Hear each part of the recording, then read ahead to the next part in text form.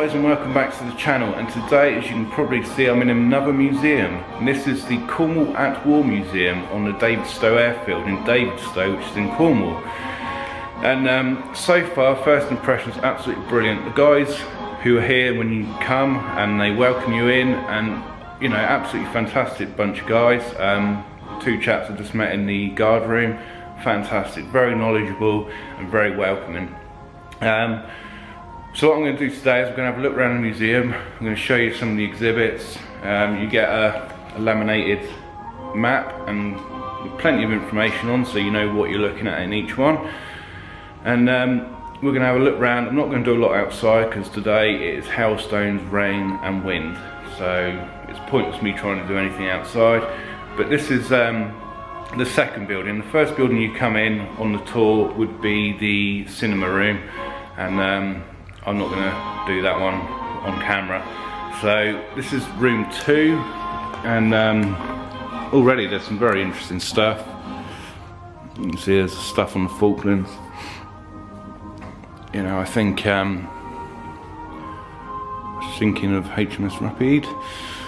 So there's some really cool stuff in there, and I'm going to take you around and show you some of the exhibits and take some pictures. And if you're in the area, definitely pop in. It's £6 for adults to get in, and I think there's a concession if you're a OAP where you get £1 off, so it's a £5 to get in.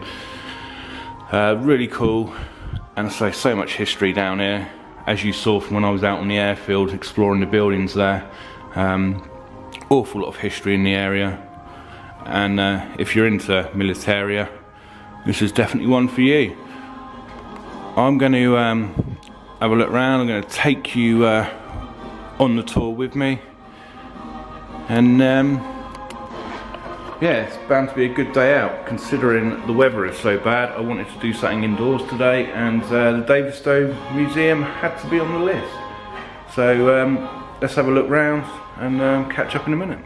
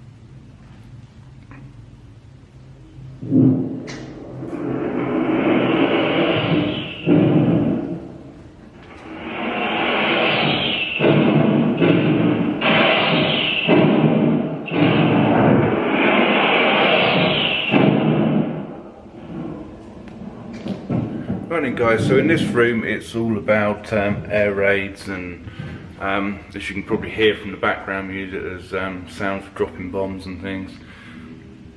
And this goes to show sort of what it was like living in the worlds, really, in the wars. It's quite an eerie room, and in fact it's the resident paranormal team that investigate Davidstow. The owner actually very kindly marks off which buildings they go in, and we're in the Squash Corp, building number 3, and it's one of the ones that they do concentrate on. So even for you paranormal fans out there and followers, you know, the airfield here in the museum is regularly investigated by the resident group, Soul Searchers Kerno, I believe, and we're in one of the rooms that they do concentrate on. So I mean, there's some modern day stuff there, you know, and that's, excuse the air raid siren going off.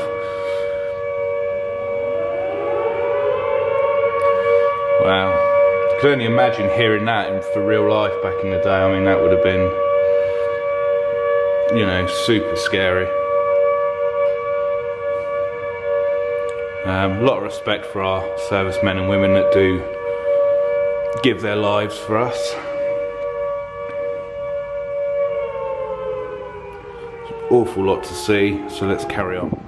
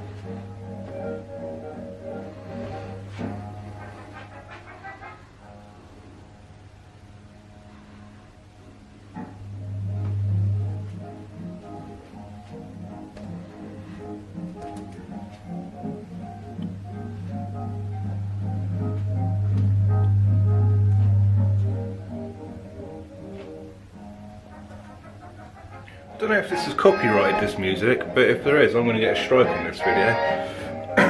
But I like this one because actually the Players Navy Cup, I got into sort of collecting cigarette stuff, related stuff, smoking earlier, and the Navy player cups were actually one of the first cigarette packets I ever got for my collection, and it's sort of grown from there. I've got lighters and all sorts now, dating back from all eras, and I think it's every boy's dream as well in this particular room, because you've got all the models, and you know, I mean, there's Sea Kings and fantastic, absolutely fantastic. Now you come over here, you got, it's such a great collection, and as you guys already know, I mean, I'm quite angry at Bob Minjow at the minute for destroying history, but you got the likes of this, the Cornwall War Museum, and preserving history, and yet, you know, it's, I think more people should be coming to places like this than going to somewhere like Bob Minjow that are just so set in their ways. At least here it's a great day out. The owner and the staff here are absolutely fantastic, really friendly guys. good sense of humour, and the collections are absolutely fantastic. I mean, I'm in my element today. I mean, look at all that. Fantastic, I love it. And you guys should definitely get down here. I'm going to put all their stuff in the description below, like the links to their Facebook and website and whatnot. Give them some love. If you can't get down here, maybe send a donation. You know, these guys run this place out of their own pocket.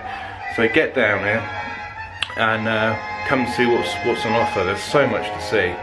I'm in room 5 now, so still several to go. So let's get back to it.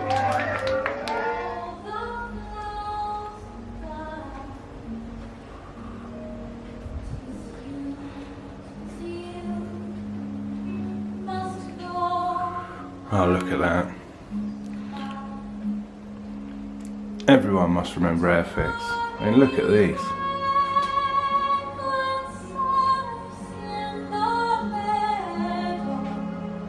Wow. Quite a collection. Over here we've got weapons.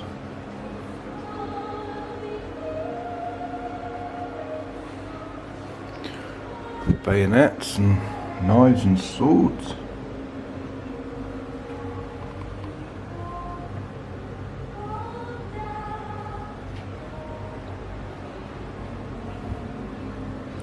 .30 cal.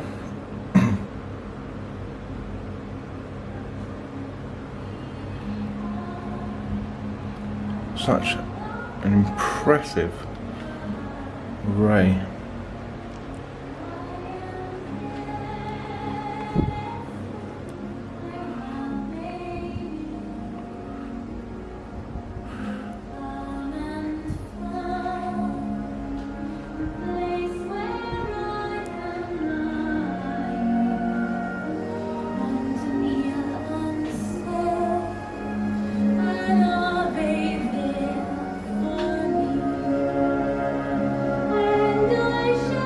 Well, look at that 50 caliber. That'll do some damage.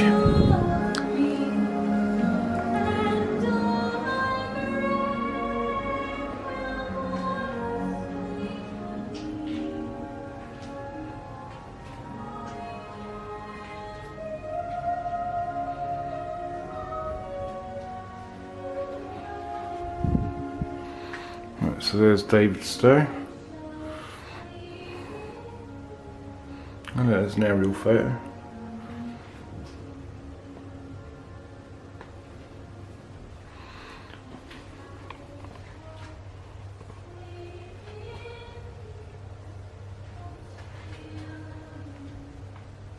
Wow, look at that.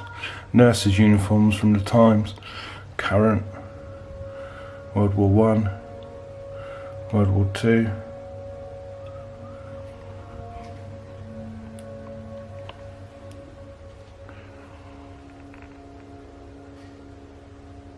Oh, look at that.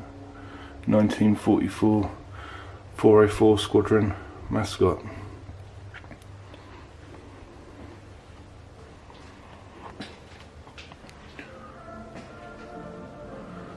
Oh, look at that.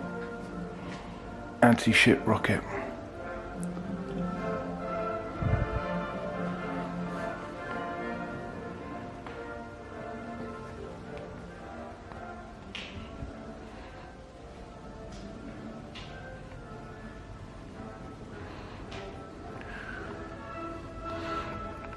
Sorry, this is a bit of a fly through, guys.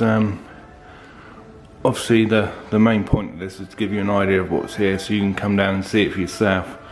It's such a big place spread over several buildings with so much to see and take in. If I did it all, this video would probably be about 12 hours long. So like I say, get yourself down here and you know, come and see the museum for yourself. Come and say hello to everyone. It's a great bunch of guys. And yeah, you'll be able to to get a real feel for the place. I mean, look at these old pictures.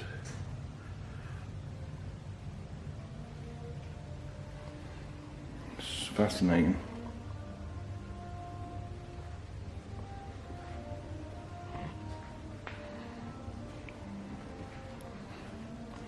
Right, onwards and upwards. In 1912, Britain was swept by a wave of strikes more complete and embittered than any yet seen. The trade union leader, Ben Tillett, said, "It was a great upsurge of elemental forces. It seemed as if the dispossessed and disinherited classes were all simultaneously moved to assert their claims upon society."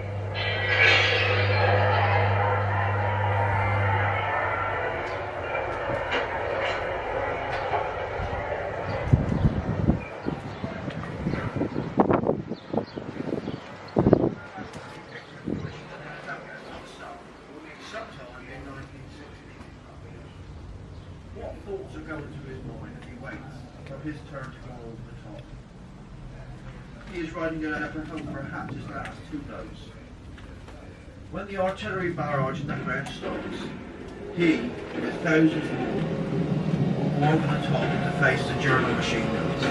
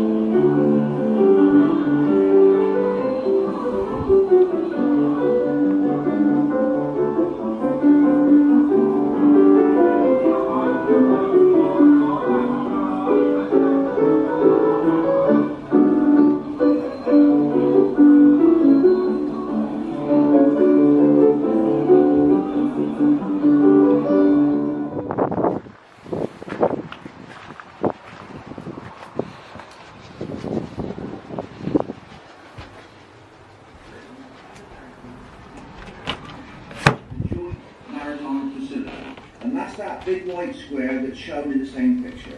It is a massive hole in the ground into which they poured vast amounts of concrete. It's on several levels, and it is designed to withstand a nuclear strike.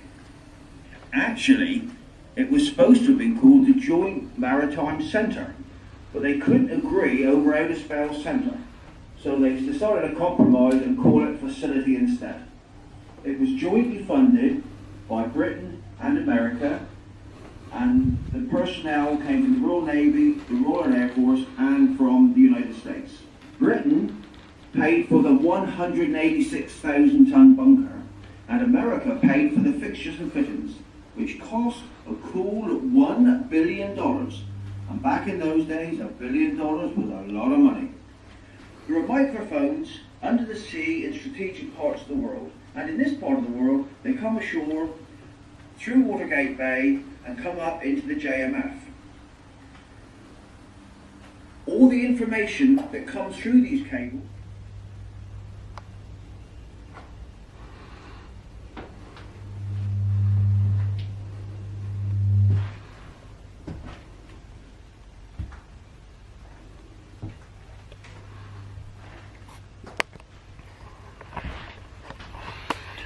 So then guys, I mean this one's quite a clever one, and a part of the museum I think has been very, very well thought out, because when you think war, you don't necessarily think of donkeys or cats or pigeons or dogs or horses.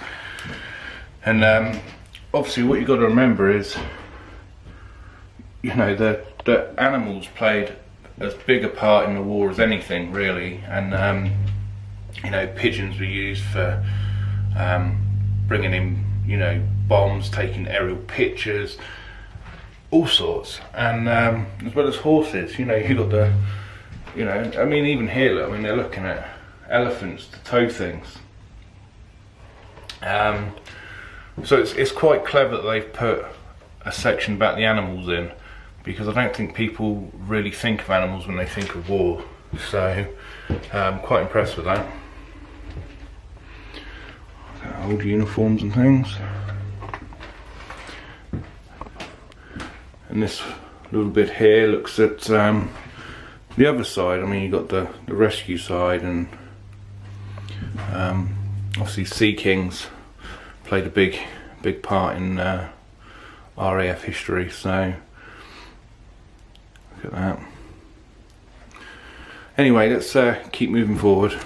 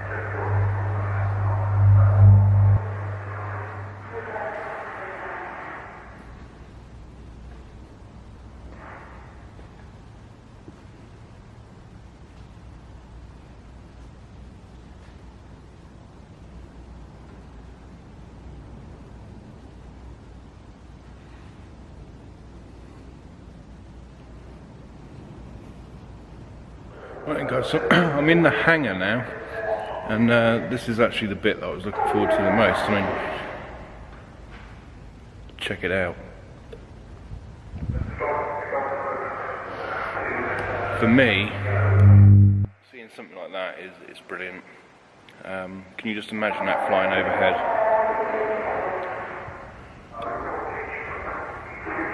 I mean, what a machine. Look at the twin props at the front.